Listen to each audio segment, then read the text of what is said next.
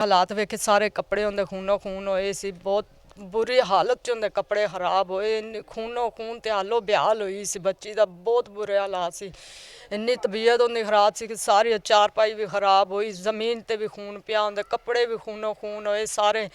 ਤੇ ਬਹੁਤ बुरी हालत च बच्ची ऊंची ऊंची आवाज़ ना रो रही सी क्योंकि घर तो कोई है नहीं सी ना। मैं इस वक्त मौजूद हूँ कसूर का नवा इलाका खुड़िया खास में मौजूद हूँ और जो आज आपको स्टोरी दिखाने के लिए लेकर आया हूँ, दिल खून के आंसू रोता है। क्या है कि सतीले बाप ने अपनी नन्ही सी बेटी जिसकी उम्र अभी तकरीबन 10 से 12 साल है उसको दरिंदों की तरह नोचा और उसकी इज्जत को तार तार कर दिया। जब ये पता चला, खुदा की कसम दिल खून के आंसू रोता है। अगर ऐसे वाक़यात के बारे में आपको बताता चलूँ तो कसूर में ऐसे वाक़यात थम नहीं सके। पहले देख लें, नन्ही ज़ैनब की इज़्ज़त को तार तार किया गया। उसके बाद गांव हुसैनहा वाला में 200-250 कम उम्र बच्चों के साथ दरिंदगी की गई। तो इस वक्त मेरे पास मुतासरा बहन मौजूद है जिसकी उम्र अभी 10 साल है, उसके सुतेले बाप ने उसकी इज़्ज़त को, नन्ही कली की इज़्ज़त को तार तार कर दिया। तो दिल खून की आंसू रोता है। बाकी मुकम्मल कहानी इस बहना की, मुतासरा बहना की ज़बानी जानते हैं कि ऐसे इसके मियाँ ने इसकी बेटी को किस तरह उसकी इज़्ज़त को तार तार किया। अस्सलाम वालेकुम। वालेकुम सलाम। बाजी की नाम है ਤੁਹਾਡਾ? इरम। अच्छा इरम बाजी, ਤੁਸੀਂ ਦੱਸੋ ਕਿ ਤੁਹਾਡੀ ਬੇਟੀ ਨੂੰ ਤੁਹਾਡੇ ਮੀਏ ਨੇ ਦਰਿੰਦਗੀ ਦਾ ਨਿਸ਼ਾਨਾ ਬਣਾਇਆ ਤੇ ਕਿਵੇਂ ਪਤਾ ਲੱਗਾ ਮੇਰੀ ਭੈਣ ਨੂੰ? हाँ जी, मैं तो घर नहीं सी हैगी, मैं तो गई सी आलमां दी दिहाड़ी। मैं आप खुद भी गई सी, अपने 2 बच्चों नूं नाल लैके गई सी। मेरे 3 बच्चे से घर से स्कूल जाते हैं। इन्हें बच्ची ने छुट्टी की क्योंकि उन तबीयत नहीं सही हैगी सी। मैनू नहीं इन्हें दस्या मम्मा मेरी तबीयत खराब है। बेचारी पता सी भी मम्मा तो चली जाती है काम ते इन्हें हुण मैनू दवाई के दो, मेरा टाइम नहीं लगना सी उन्होंने दवाई लिया के देंदा। मैं तो सुबह 8 बजे चली जानी हाँ, रात नूं इशा तो पिछे असीं घर आईदा।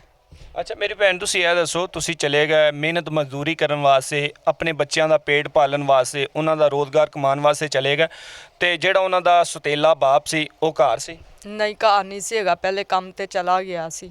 ਉਸ ਤੋਂ ਬਾਅਦ ਘਰ ਆ ਗਿਆ? हाँ जी, असीं चले गए तो बाद चों फिर घर आ गया सी। ਅੱਛਾ, ਉਹਨਾਂ ਤੁਹਾਡੀ ਬੇਟੀ ਨੂੰ ਕਿਵੇਂ ਆਪਦੇ ਜਾਲ 'ਚ ਫਸਾਇਆ, ਕਿਵੇਂ ਉਹਨਾਂ ਦੀ ਇੱਜ਼ਤ ਨੂੰ ਤਾਰ-ਤਾਰ ਕੀਤਾ, ਤੁਸੀਂ ਇਹ ਗੱਲ ਦੱਸੋ।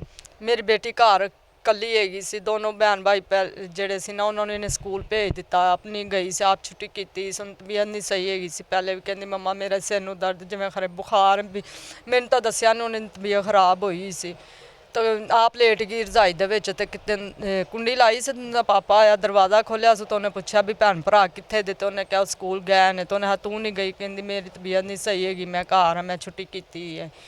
तो इन्नी गल की सो तो फिर आया तो घर ते मौका लभ गया, उन्होंने पता चल गया भी हुण कली हैगी है घर। उन्होंने ये भी पता सी मेरी अम्मी भी नहीं हैगी घर। मेरी अम्मी होंदी घर तो 2-3 चक्कर ला लेंदी इधर, उन्हें पता हुंदा बच्चे घर कल्ले ने। अम्मी वांडे गई हुई सी, नानी उन्हां दी तो वांडे गई सी ते मैं गई सा काम ते आलमां दी दिहाड़ी। तो बच्ची कली सी घर, उन्हें नजायज़ फायदा उठा लिया बच्ची दा। ਬੱਚੀ ਨੂੰ ਉਹਨਾਂ ਜਦੋਂ ਜ਼ਿਆਦਤੀ ਕੀਤੀ ਬੱਚੀ ਨਾਲ ਤੇ ਤੁਹਾਨੂੰ ਕਿਵੇਂ ਪਤਾ ਲੱਗਾ ਕਿ ਉਹਨਾਂ ਨੇ ਬੱਚੀ ਨਾਲ ਜ਼ਿਆਦਤੀ ਕਰ ਦਿੱਤੀ? बच्ची नाल ज्यादती की सी उत्ते मुड़ के फिर आप फरार हो गया। बच्चे स्कूल जेड़े गए सी वो आए ने तो उन्होंने आन के पुछया लेटी हुई सी। ते ਜਦੋਂ ਬੱਚੇ ਘਰ ਆਏ ਤੇ ਉਹਨਾਂ ਵੇਖਿਆ ਤੇ ਜਦੋਂ ਛੋਟੀ ਲੇਟੀ ਹੋਈ ਸੀ ਉਹਦੀ ਕਿੰਜ ਦੀ ਹਾਲਤ ਸੀ? बहुत तबीयत खराब सी, रोंदी सी पई, उच्ची उच्ची आवाज़ ना रोन डई सी। दरवाज़ा खुला ही छड्ड गया, दरवाज़ा नहीं सी बंद हैगा। तो जे दरवाज़ा बंद होंदा तो उन्हें बच्ची को उठिया ही नहीं सी जाना। इन्नी हालत ही इन्नी खराब सी, तबीयत खराब सी कि उन्हें उठिया नहीं, इन्नी ऊंची आवाज़ ना रोन डई सी। ਤੇ ਬੱਚਿਆਂ ਨੇ ਆਣ ਕੇ ਦੇਖਿਆ? पुछया, भाई ने आन के पुछया भी तू क्यों रोन डई है? तो उन्होंने आंदी मेरी तबीयत नहीं सही हैगी, तो तू मेरी ना मामू नूं कह मेरी मम्मा नूं फोन करें, मेरे घर आवे तो आन के मैनूं दवाई लिया देवे, मेरी तबीयत खराब है। तो उन्हें जाके अपने मामू नूं दस्सिया, उन्हें मामू ने उनकी मामी नूं भेजिया भी तू जाके पता करके आ बच्ची नूं अचानक की होया। पहले तो सही सी ते एड्डी जल्दी उन तबीयत किवें खराब हो गई है।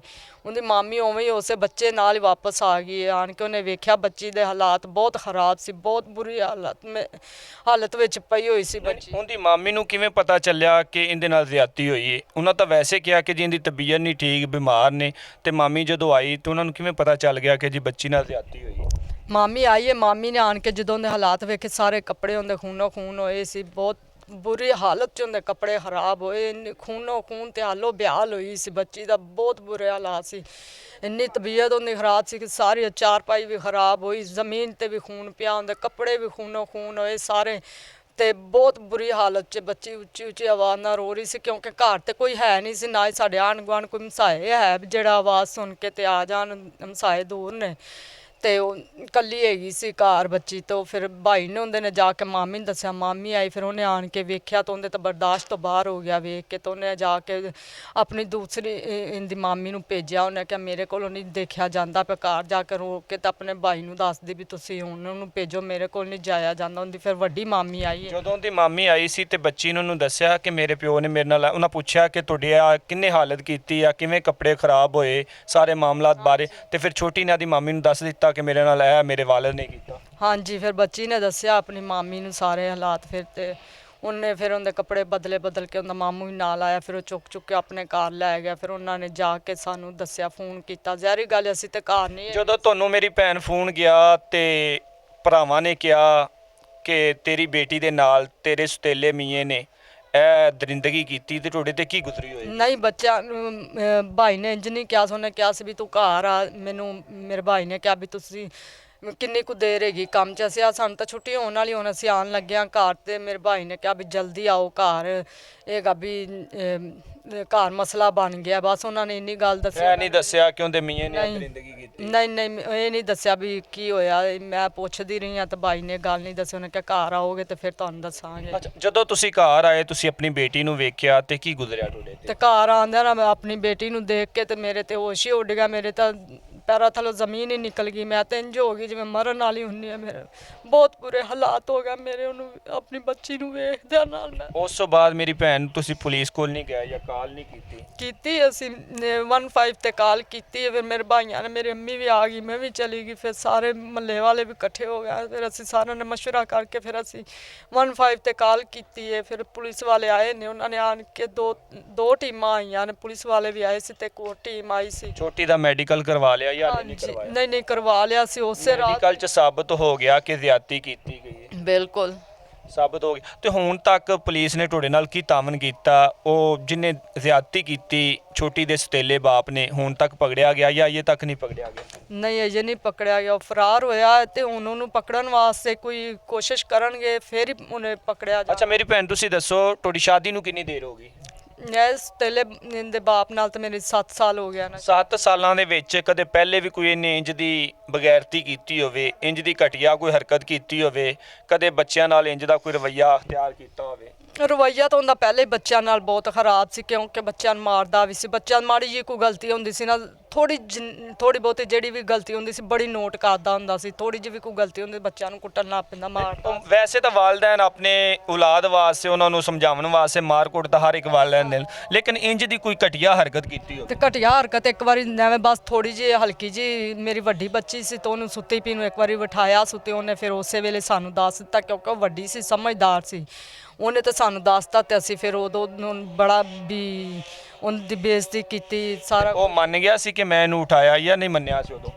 ਨਹੀਂ, ਤਾਂ ਜਦੋਂ ਸਾਨੂੰ ਪਤਾ ਲੱਗ ਗਿਆ ਸੀ ਤਾਂ ਉਹਨੇ ਫਿਰ ਕੀ ਮੰਨਣਾ? ਜ਼ਹਿਰੀ ਗੱਲ, ਚੋਰੀ ਕਰਕੇ ਮੰਨਦਾ ਹੈ, ਉਹਨੇ ਨਹੀਂ ਮੰਨਣਾ ਸੀ। ਤੇ ਫਿਰ ਅਸੀਂ ਪੁੱਛਿਆ, ਫਿਰ ਆਪਣੀ ਬੇਟੀ ਨੂੰ ਪੁੱਛਿਆ, ਫਿਰ ਉਹਨੇ ਸਾਨੂੰ ਸਾਰੀ ਗੱਲ ਦੱਸੀ। ਤੇ ਮੇਰੀ ਭੈਣ, ਤੁਸੀਂ ਉਦੋਂ ਨਹੀਂ ਲੈਦਗੀ ਅਖਤਿਆਰ ਕੀਤੀ ਕਿ ਤੁਹਾਡਾ ਹੀ ਮੀਆਂ ਹੈ ਤੇ ਤੁਹਾਡੀ ਔਲਾਦ ਦੇ ਨਾਲ ਘਟੀਆ ਕਿਸਮ ਦੀਆਂ ਹਰਕਤਾਂ ਕਰ ਰਿਹਾ, ਤੇ ਤੁਸੀਂ ਉਹ ਨਹੀਂ ਸੋਚਿਆ ਕਿ ਮੇਰਾ ਮੀਆਂ ਹੈ ਤੇ ਮੇਰੀ ਔਲਾਦ ਨਾਲ ਇੰਜ ਦੇ ਕੰਮ ਕਰ ਰਿਹਾ, ਤੇ ਤੁਸੀਂ ਉਦੋਂ ਨਹੀਂ ਉਹਦੇ ਕੋਲ ਲੈਦਾ ਹੋ ਗਏ? ਨਹੀਂ, ਉਦੋਂ ਨਹੀਂ ਸੀ ਲੈਦਾ ਹੋਏਗਾ ਵੀ। ਉਦੋਂ ਬੜੀ ਬੇਇੱਜ਼ਤੀ ਅਸੀਂ ਉਹਦੀ ਬੜੀ ਕੀਤੀ ਸੀ, ਗੱਲਾਂ ਨਾਲ, ਮੂੰਹ ਨਾਲ, ਜ਼ਹਿਰੀ ਗੱਲ। ਫਿਰ ਨਾਲੇ ਮੇਰੇ ਭਰਾ ਸੀ, ਸਾਰੇ ਆਂਢ ਗੁਆਂਢ ਸੀ, ਭੈਣਾਂ ਭਰਾ ਹਮਸਾਏ ਸੀ ਸਾਰੇ, ਤੋਂ ਉਹਨਾਂ ਨੇ ਫਿਰ ਆਖ ਵੇਖ ਕੇ ਤਾਂ ਉਹਨਾਂ ਨੇ ਆਖਿਆ ਵੀ ਤੁਸੀਂ ਹੁਣ ਇੱਕ ਵਾਰੀ ਉਹਨੇ ਹਰਕਤ ਕੀਤੀ, ਹੁਣ ਤੁਸੀਂ ਮਾਫੀ ਦੇ ਦਿਓ। ਹੁਣ ਉਹਨੇ ਆਪਣੀ ਬੇਟੀ ਦੇ ਸਿਰ ਤੇ ਹੱਥ ਰੱਖ ਕੇ ਕਸਮ ਖਾਧੀ ਸੀ। ਉਹਨੇ ਕਿਹਾ ਸੀ ਵੀ ਜਿਵੇਂ ਆ ਮੇਰੀ ਬੇਟੀ ਹੈ ਨਾ, ਇਹ ਵੀ ਐਵੇਂ ਮੇਰੀਆਂ ਬੇਟੀਆਂ ਨੇ। ਅੱਛਾ ਮੇਰੀ ਭੈਣ, ਹੁਣ ਤੁਸੀਂ ਕੀ ਅਪੀਲ ਕਰਨਾ ਚਾਹੁੰਦੇ ਹੋ ਪੰਜਾਬ ਪੁਲਿਸ ਨੂੰ, ਵਜ਼ੀਰ ਆਲਾ ਪੰਜਾਬ ਨੂੰ ਕੀ ਅਪੀਲ ਕਰਦੇ ਹੋ? ਤੇ ਹੀ ਅਸੀਂ ਇਹਨਾਂ ਅੱਗੇ ਅਪੀਲ ਕਰਨੇ ਆ ਵੀ ਸਾਨੂੰ ਜਲਦ ਮੁਜ਼ਲਮ ਨੂੰ ਫੜਿਆ ਜਾਵੇ, ਇਹਨੂੰ ਸਜ਼ਾ ਦਿੱਤੀ ਜਾਵੇ, ਸਾਡੀ ਮਦਦ ਕੀਤੀ ਜਾਵੇ। ਅਸੀਂ ਬਹੁਤ ਪਰੇਸ਼ਾਨ ਹਾਂ। ਸਾਡੀ ਅਜੇ ਤੱਕ ਨਾ ਕਿਸੇ ਚੇਅਰਮੈਨ ਨੇ, ਨਾ ਕਿਸੇ ਮੈਂਬਰ ਨੇ, ਨਾ ਇਹ ਕਿਸੇ ਮਹੱਲੇ ਵਾਲੇ, ਕਿਸੇ ਚੌਧਰੀ ਨੇ, ਕਿਸੇ ਨੇ नहीं साड़ी अजे तक कोई गल सुनी, ना कोई साडे नाल टुरिया है। जी नादरीन, देख लें, दिल खून के आंसू रोता है। ये हमारी मुतासरा बहन है, इसकी 10 साला बेटी है। उसके सतीले बाप ने उसके साथ दरिंदगी की, उसको कुत्तों की तरह नोच डाला। कमसन बच्ची को इस तरह नोचा कि वो देखने के काबिल ना रही। तो क्या कि ये मेहनत मजदूरी करके अपने बच्चों का पेट पालने के लिए मजदूरी के लिए बाहर गई हुई थी, मगर उसकी गैर मौजूदगी में उसने फ़ायदा उठाते हुए इसकी 10 साला बेटी को दरिंदों की तरह नोचा। मुतासरा बहना ने पंजाब पुलिस को आगाह कर दिया, पुलिस भी आ गई, मेडिकल भी हो गया और बहना का कहना है कि जी मेडिकल में साबित भी हो गया कि मेरी 10 साला बेटी के साथ ज़्यादती की गई है। मगर फिर भी अभी तक वो दरिंदा सिर्फ इंसान, जिसको इंसान बोलते हुए मुझे शर्म महसूस होती है, शर्मिंदगी महसूस होती है, इंसानियत की तहीन है अगर उसको इंसान बोला जाए, उसको दरिंदा बोल लें कि जो अपनी औलाद से नहीं रुक सका, अपनी औलाद को ही नोच डाला उस दरिंदा सिर्फ इंसान ने, तो उसको कानून के मुताबिक सरेआम फांसी की सज़ा होनी चाहिए। जिस दरिंदा सिर्फ इंसान ने अपनी 10 साला बेटी को यानी कि नोच लिया, वो तो महाफत था अपने बच्चों का, मगर किस किस्म का महाफत है वो दरिंदा सिर्फ इंसान जिसने अपनी औलाद को नोच लिया। तो मेरी आला हकाम से अपील है कि कसूर में ये जो दरिंदगी के, ज़्यादती के, ज़ना के जो वाक़यात हैं कब थमेंगे। कसूर में पहले भी बहुत ज़्यादा वाक़यात हो गए। ऐसे इंसानों को जो इस तरह के दरिंदे इंसान हैं उनको सरेआम फांसी होनी